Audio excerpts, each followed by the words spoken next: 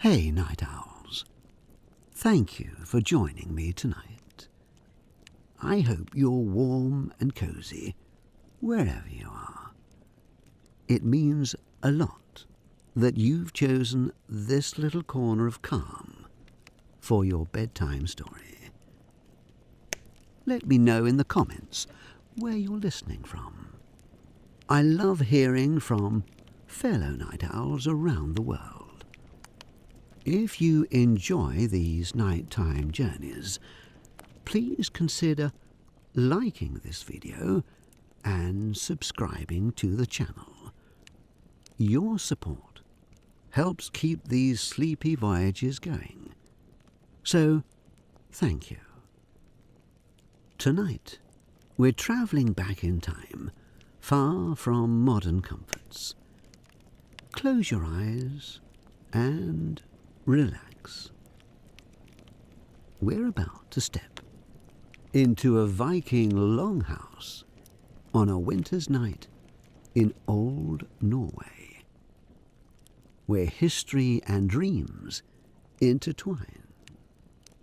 Take a slow breath in and out. Dim the lights. Maybe turn on a quiet fan or heater. Nuzzle into your pillows and blankets. This is your time to unwind. The day's worries are fading away. In a moment, you'll drift into a faraway place and time. Congratulations. You just woke up in the year 985 AD, somewhere along a frozen Norwegian fjord. Outside, the winter wind howls over snow-covered fields. But you're safe indoors, wrapped in the flickering amber glow of a Viking Longhouse. Welcome to your night in the Viking Age. You blink slowly, adjusting to the dimness inside the longhouse. The air is hazy, with wood smoke rising from a long fire pit in the centre of the hall.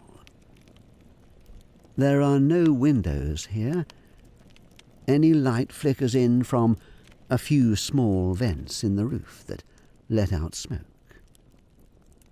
The walls of the house curve outward like the hull of an upturned ship, giving the long room a gentle boat-like shape.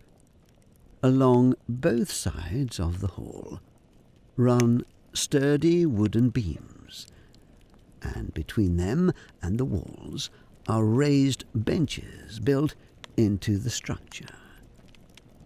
Those wooden benches serve as seats by day and beds by night, all in one. Generations of the family have lived under this roof, and in winter even a few animals shelter indoors with you. In this era, privacy does not exist. Everyone eats, works, and sleeps in the same communal space. You can hear the quiet sounds of people all around. An older woman humming softly. A baby fussing, then settling. Someone's gentle snore from a dark corner. Shadows dance on timber walls as the firelight flickers. It's smoky, yes, but that central hearth is the only source of heat and light on this frigid night. You pull your woolen cloak tighter around your shoulders. Even indoors, a draught creeps in under the broad wooden door.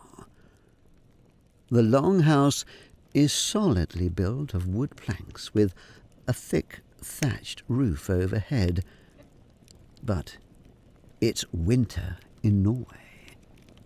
Cold finds a way in. A faint beam of moonlight sneaks through a gap in the thatch, illuminating swirling smoke above.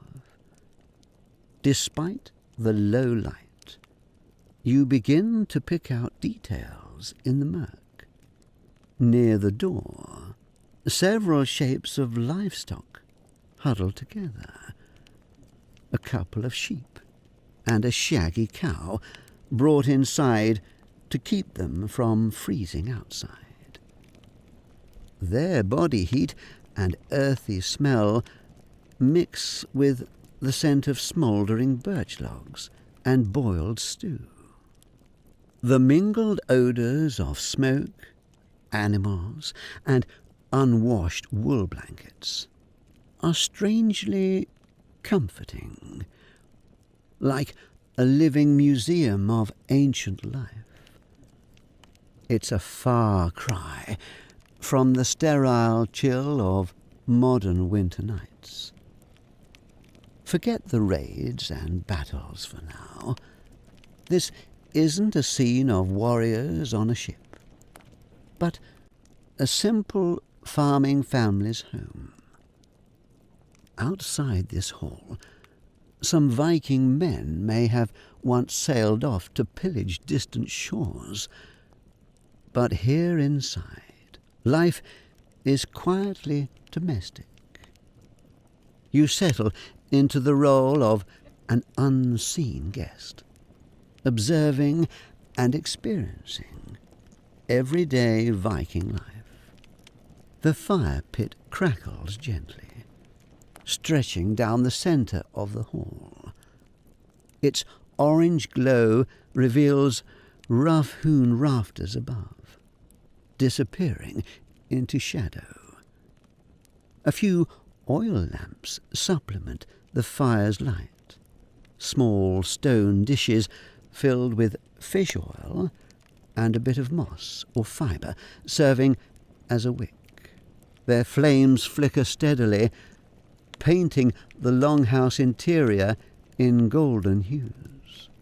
Surprisingly, it's not pitch dark. When the smoke vents are open, a little daylight or moonlight can peek in, enough to see outlines of people and furniture. But it's certainly dim and smoky, enough to make you squint and your eyes water slightly. You can understand why, in the sagas, someone entering from bright outdoors could be momentarily blind in here. You blink away a tear caused by the biting smoke, and in that moment of blurred vision, the scene feels dreamlike. Figures move slowly through the haze, tending to small tasks. The atmosphere is close and a bit stuffy, but also intimate and secure. A womb of warmth amid the icy winter. Your bench is draped with a sheepskin, and underneath you feel straw stuffing that softens the wooden plank. It's not exactly a luxurious sofa, but after a long, cold day, it feels wonderfully cosy. You wiggle a bit to find a comfortable spot. The sheepskin cushion and proximity to the fire make this Viking sofa surprisingly pleasant. Across the fire, a couple of children curl up on their own fur-covered bench. Already dozing, their faces peaceful in the firelight. A tawny farm dog lies at their feet, occasionally thumping its tail in its sleep. The whole scene is cocooned in soft shadows and low murmurs. You take a deep breath, as deep as the smoky air allows, and slowly exhale. In this communal hall, lit by embers and lamplight, time slows to the pace of a far simpler age. Yet even in this calm, you notice little discomforts that remind you you're in a longhouse of the Viking age, not a modern home. A curl of smoke suddenly wafts into your face, making you cough lightly. Someone across the room shifts a board to cover a drafty gap in the wall. You pull your wool hood up to keep your ears warm, grateful for the thick clothing. For a moment, you think wistfully of your modern central heating, then chuckle to yourself.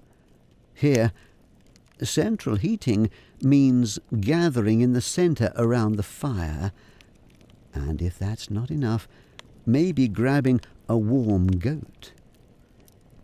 It's a different world, but you're adapting minute by minute, trading convenience for authenticity. And as the fire crackles and the old wooden house creaks in the wind, you realize this ancient comfort has its own charm. You sink a little further into the fur on your bench, content to observe the quiet rhythm of smoke and shadows. Suddenly your stomach gives a low growl. The rich aroma of stew wafting through the hall has your mouth watering.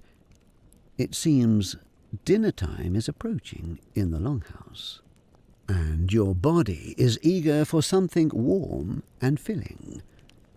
You sit up, anticipation stirring.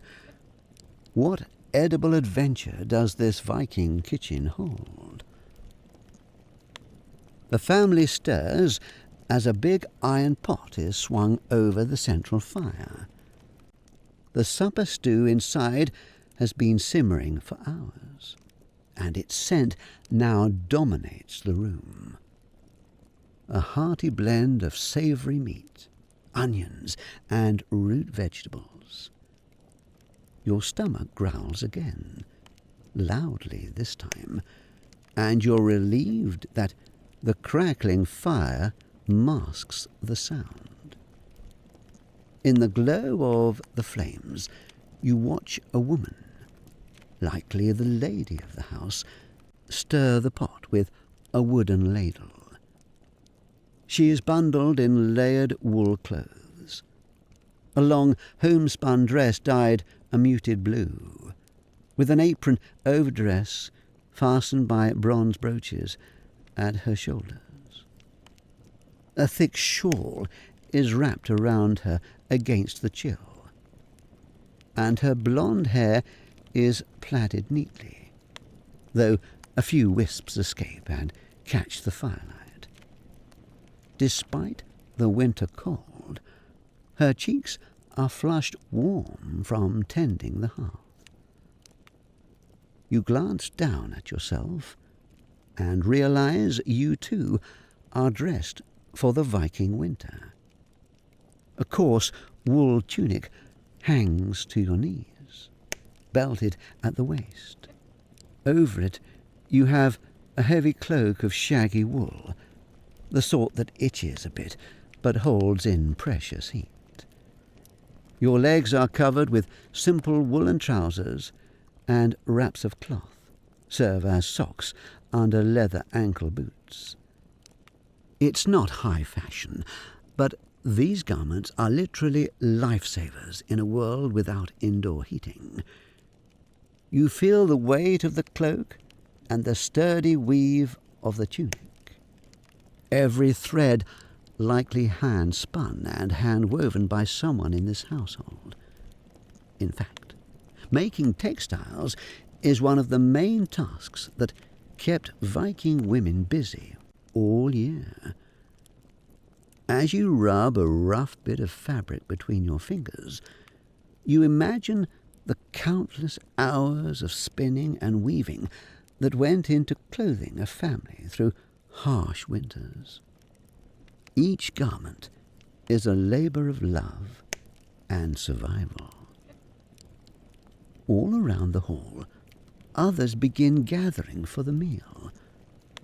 From a shadowy corner, an elderly man shuffles closer to the fire, leaning on a stick. He wears a thick, fur-lined cloak and has a wool cap pulled low, wispy grey hair sticking out. He settles on a bench with a sigh, rubbing his hands together near the warmth. Two young boys dart out from under a loft area, carrying wooden bowls and horn spoons for the family. They're barefoot, despite the cold. Hardy little souls, though their toes are red from the chill. A teenage girl pulls a collapsible table board down from where it was stored overhead among the rafters. With practiced movements, she and her mother set up a simple dining table near the fire. In a house with minimal furniture, even the act of arranging a table is intentional. It will be taken down and put away after dinner to free space. A couple of stout wooden chests against the wall serve as both storage and seating for some of the family. You notice one chest has intricate carvings on its lid, a knotwork design that catches the flicker of firelight. Little personal touches, like that carved chest or a tapestry on the wall, make this dark hall feel like a home, not just a barn. By the door, you see a faded wall hanging depicting what looks like a hunting scene or perhaps a mythological tale, hung up to brighten the space during feasts. Such decorations are rare and treasured. Maybe it was brought out for the recent Yule celebrations. As the stew continues to bubble, you scan the rafters overhead. Bundles of dried herbs and strips of dried fish hang from the beams, stored up from the bountiful summer and autumn harvests. The fish, likely cod or herring, were caught and preserved in warmer months, so that winter meals could have protein. You even see a few smoked sausages and slabs of cured pork fat strung up high, safely out of reach of critters. These supplies will help the family survive the long, dark season when nothing grows and hunting is hit or miss. The Vikings were masters of preservation. Meat is salted and smoked, barrels of herring fermented, and root vegetables packed in sand in a cool corner to last till spring. A large clay jar of sauerkraut, fermented cabbage, might be somewhere in their pantry as well, a welcome source of vitamins during winter. Every bite tonight has a backstory of summer toil and careful preparation. Outside the growing season, there is still plenty of work. Animals to feed, firewood to chop, tools to repair, all to get through the harsh winter months. This family has earned their supper. At last, the mother ladles out the stew into bowls. The rich aroma makes your head spin pleasantly. One of the boys eagerly brings you a bowl with a shy smile, as if you're an honoured guest. "Tuck," you murmur instinctively. thank you in their Norse tongue, and he grins before scampering away. You cradle the wooden bowl in your hands, relishing the warmth that seeps into your fingers. The stew is a thick pottage of barley, carrots, some green herbs, and tender chunks of meat, most likely mutton or goat, maybe even reindeer. You blow on a spoonful and take a cautious sip. It's hearty and savoury, with a smoky undertone from cooking over open fire. The flavours are simple but satisfying. A bit of salt, an oniony sweetness from dried leeks, and the fatty goodness of meat that had been salted and hung to cure in the cold air. Each spoonful warms you from the inside out, as welcome as a hug on this frosty night. There's also a dense loaf of barley bread being passed around, a dark, coarse bread studded with seeds. You tear off a piece. It's hard and chewy, clearly baked days ago, still dipped in the hot stew. It softens and becomes quite enjoyable. A wooden cup of ale or mead is handed to you. Tonight it's ale, brewed from fermented grain after the last harvest. It's flat and a bit sour compared to modern beers, but it does the job of washing down the meal. You take a long sip and feel the mild tingle of alcohol relax your nerves. The family eats with minimal chatter, focused on refueling after a day of chores. You join them in companionable silence. The only sounds are the clink of wooden spoons on bowls, occasional slurps, and contented sighs. The fire pops and crackles. Someone chuckles softly as one of the little boys pretends his bread crust is a dragon and makes it attack his sister's bowl. Their mother shoos him gently, and even you can't suppress a smile. Despite the rugged setting, the scene around the fire is heartwarmingly familiar. A family sharing a meal, teasing and caring for one another. Perhaps not so different from a modern family soup night, just with more furs and fewer smartphones. Speaking of which, you can't help but appreciate the irony. No screens, no devices, no distractions. Here, dinner is truly interactive.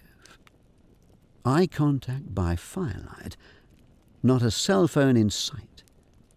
The only text in this world might be the runes carved on that log by the hearth. You let yourself be fully present, savouring each bite of stew as if it were a gourmet treat.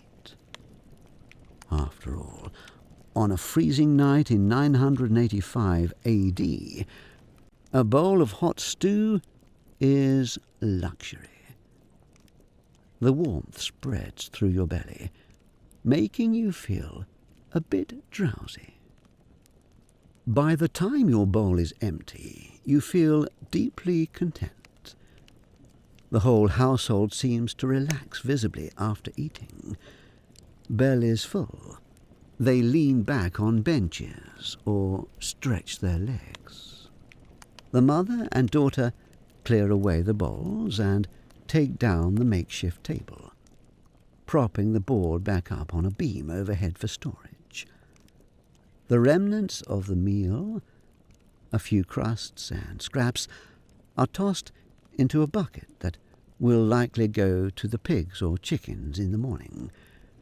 Waste not, want not. Someone stokes the fire, adding another split log. Sparks fly up and disappear into the dark above.